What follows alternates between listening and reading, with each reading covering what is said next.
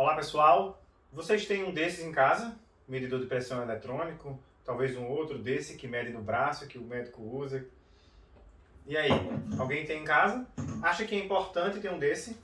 Bem, hoje eu quero falar para vocês que é importante e vou dar 3 motivos para que todo mundo tenha um aferidor de pressão em casa. E de preferência, já vou adiantar, o automático. Bem, pois é, a pressão alta é um dos problemas mais comuns do idoso. Se você for olhar a estatística, está em torno de 60 a 80% dos pacientes na idade, quando idoso, vai ter pressão alta, né? Então é um grande número. Então faz da gente que a gente tenha mais atenção em aferir essa pressão. Eu não estou aqui para falar dos valores da pressão, quanto é mais alta, quanto é menos alta, isso varia um pouco de acordo com a literatura. Tem alguns vídeos que a gente pode conversar melhor sobre isso. Mas enfim, eu quero falar sobre a real utilidade de ter um desses em casa. Então, 3 motivos. O primeiro motivo é possível que a gente consiga diminuir o risco de cair. Isso mesmo, cair. Segundo motivo, é possível que a gente tenha um controle melhor sobre intercorrências que estejam acontecendo e quem sabe até conseguir um socorro mais adequado. Terceiro, a gente pode ter um controle melhor de todas as medicações que foram modificadas, fazendo com que esse ajuste fino seja mais rápido. Mas eu vou explicar um pouquinho, um de cada por vez. O primeiro é, e talvez todo mundo esteja curioso, como é que eu ter um aparelho em casa vai diminuir o risco de queda? Bem, eu vou dizer por que a gente cai. Por que o idoso cai? Existem inúmeros motivos. Um deles se chama hipotensão postural.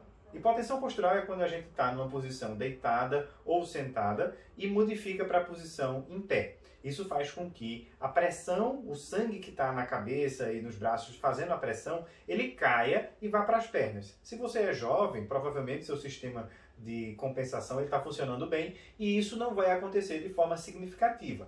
E logo a gente vai compensar. Vai ter a contração dos vasos e ele vai fazer com que esse sangue não caia. Quando a gente vai ficando mais idoso, a gente vai perdendo essa capacidade. O que faz com que a gente tenha uma lentificação nessa resposta e a pressão ela fica em alguns momentos mais baixa no cérebro. E a gente pode ter tontura por causa disso. Então o que é que a gente vai ter? Queda. Porque se a gente está tonto, o risco é que cai. Então, todo mundo já ouviu falar, é aquele idoso que vai se levantar e diz: ai meu Deus, eu estou tonto, eu vou cair, ai meu Deus, me segura, não sei o que, e puf, cai. Ou então, pior do que isso, levanta, não sente tontura na hora, dá uns passinhos e puf, cai lá na frente, ninguém sabe o que foi, é porque é vovô, porque é vovó, porque está velhinha. E na verdade, às vezes é a pressão que caiu. Não, doutor, então, mas por que essa pressão cai além disso daí? Bem, vários motivos. Um deles é quando a pressão da gente não está bem controlada. Então, se a pressão estiver bem alta, eu tenho que controlar ela bem. Porque é o seguinte, quanto maior a queda, quanto mais alta ela está, maior a queda. Então, você vai ter aí um prejuízo no controle dessa hipotensão. Então, a gente tem que tratar bem essa pressão. Da mesma forma, se a gente estiver dando remédios demais que possam estar causando efeitos colaterais. Um deles, por exemplo, é remédio para próstata. Às vezes eles podem dar um pouco de hipotensão postural. E a gente tendo um aparelhozinho desse, a gente pode fazer a aferição da pressão nesse momento. Faz a aferição com o paciente deitado ou sentado, depois a gente coloca ele em pé e afere essa medição, normalmente no primeiro minuto e no terceiro minuto após a mudança de postura. Isso eu acho que vai trazer um dado muito importante. E a gente pode já chegar para o médico e dizer isso. E o próprio médico pode pedir para o paciente fazer isso em casa se ele não conseguir flagrar no consultório. Porque é uma das coisas que a gente faz para o paciente que tem risco de queda quando ele vai para o nosso consultório. Segunda coisa, eu falei sobre a frequência cardíaca. A frequência cardíaca ela mostra nesses monitores. Então, e a frequência cardíaca pode dar muitos dados importantes para a gente. Então, se ela estiver mais baixa, talvez abaixo de 60, abaixo de 50, ela pode mostrar para a gente algum problema no coração. E quando você for pedir socorro no momento de uma intercorrência, sei lá, está ligando para o SAMU, você já vai poder dizer à pessoa a pressão, você já vai poder dizer a frequência cardíaca e o SAMU, inclusive, melhora a sua triagem, talvez até mandando o carro mais rápido. Da mesma forma que a pressão, se ela estiver alta, ou a frequência cardíaca, no caso, que é o que eu estou falando agora, ela vai estar mais alta, então você pode pensar que aquilo ali a gente está diante de uma infecção, porque o coração acelera quando a gente está infectado, o coração acelera quando a gente está desidratado, então ele vai aumentar a frequência cardíaca por causa daquilo. E pode também mostrar algumas arritmias que a gente tem um aparelhozinho desse, a gente já pode adiantar para o médico ou para a pessoa que vai socorrer o paciente. certo?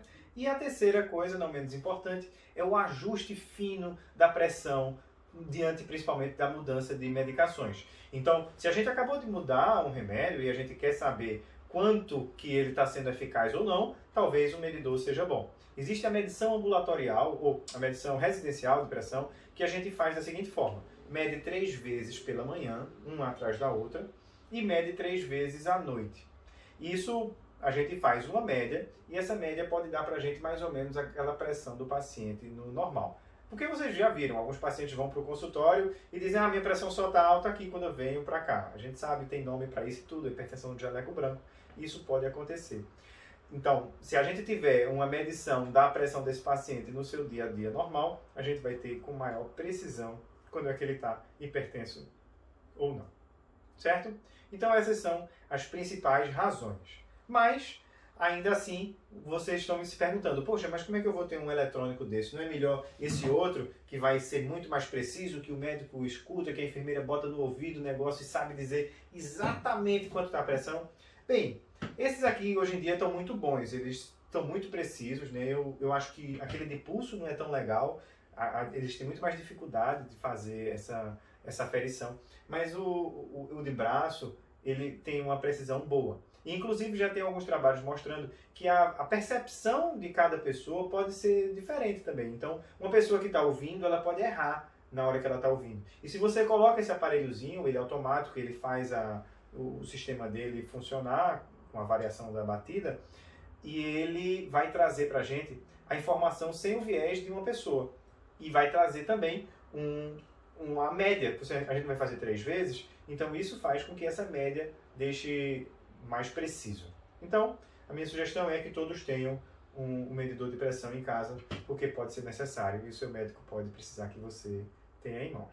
Beleza, gente? Era isso a dica de hoje. Um grande abraço.